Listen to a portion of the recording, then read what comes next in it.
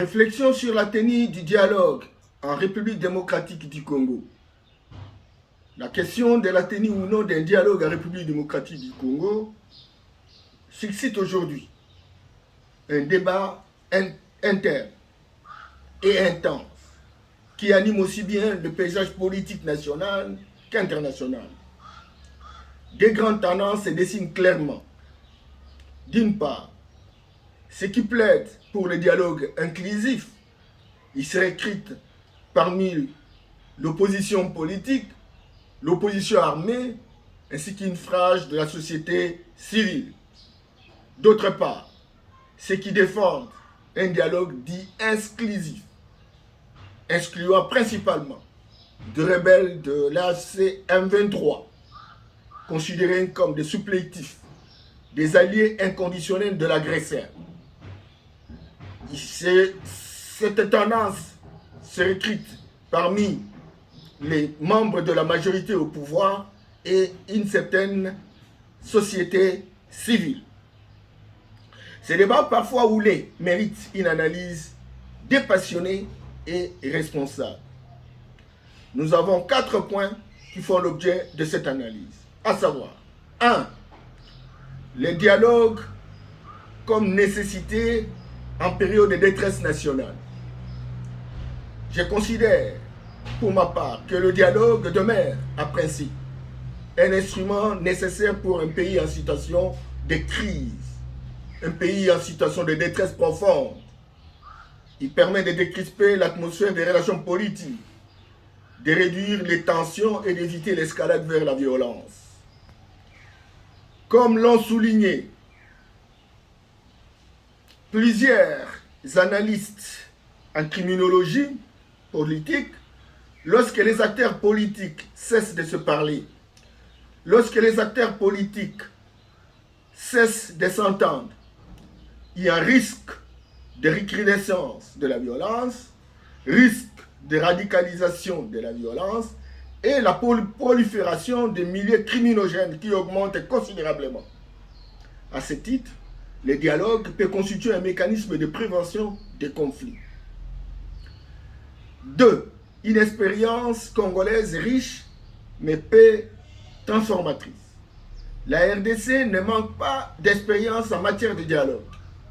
On en compte près d'une dizaine dans l'histoire récente du pays. Certes, ces processus sont parfois permis de décrisper le climat politique. Cependant, force est de constater que beaucoup de ces dialogues se sont soldés par des arrangements politiques aboutissant au partage des postes entre élites, sans aucun impact structurel significatif sur les conditions de vie de la population. Pendant que les acteurs politiques bénéficient des sanctions positives, le peuple, lui, demeure souvent spectateur avec le sentiment que rien ne change fondamentalement. Le pays, malgré ses multiples dialogues, n'a pas encore connu l'évolution structurelle entendue. 3. La question fondamentale du paradigme. Plusieurs observateurs estiment que la persistance de la crise congolaise tient au fait que le paradigme utilisé pour organiser l'État et la gouvernance reste largement importé. Ce paradigme d'inspiration eurocentrique, j'allais dire européenne, ici du modèle gréco-romain ou romano-germanique, structure encore nos institutions.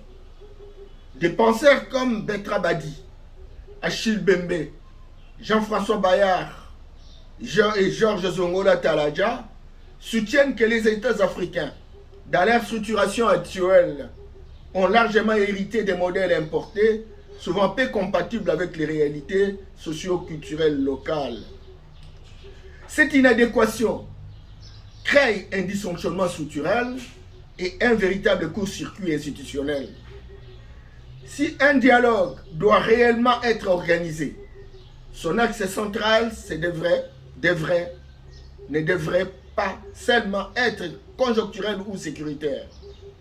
Il devrait porter sur une réflexion profonde autour d'un paradigme afrocentrique, adapté à nos réalités culturelles, sociales, économiques et politiques.